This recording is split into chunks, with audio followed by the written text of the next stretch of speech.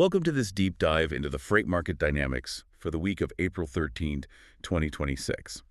The goal today is to really walk you through the current shifts in network coverage, fuel impacts, and regional capacity. Right, because we want to help you understand what's fundamentally changing out there right now. Exactly. And, the way I look at the current environment, it's like it's like a stabilizing foundation, but the walls are suddenly moving. Oh, that's a good way to put it. Yeah, I mean, demand is leveling out, but the resources to meet it are drastically shifting. They really are. And that demand side of the equation, it's actually finding a rhythm. Like truckload volumes are up about 9% year over year. Wow, 9%. That's pretty solid. Yeah, it is. And we are seeing really consistent volume across van, reefer, and intermodal sectors. Which is mostly supported by, spring produce and retail restocking, right? Exactly. So the freight is absolutely there. But the catch is that capacity is acting completely fragmented. How so? Well, the Midwest is experiencing a severe crunch.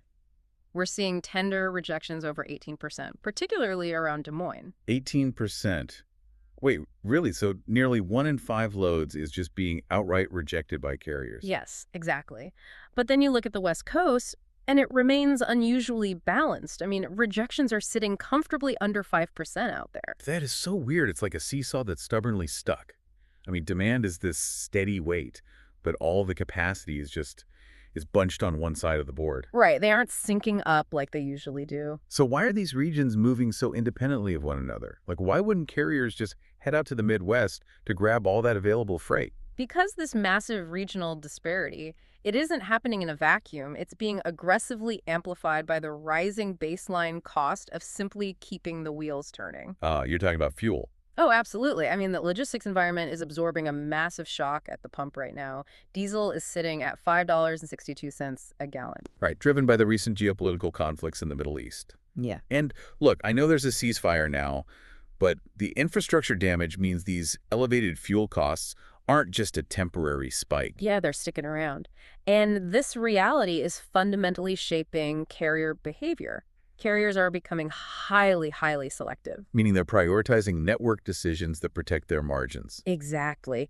At nearly $6 a gallon, driving an empty truck across a couple of states to reposition for a better load, what we call deadheading, it's just not an acceptable cost of doing business anymore. Right. It erases your profit margin before you even pick up the next load. Yep.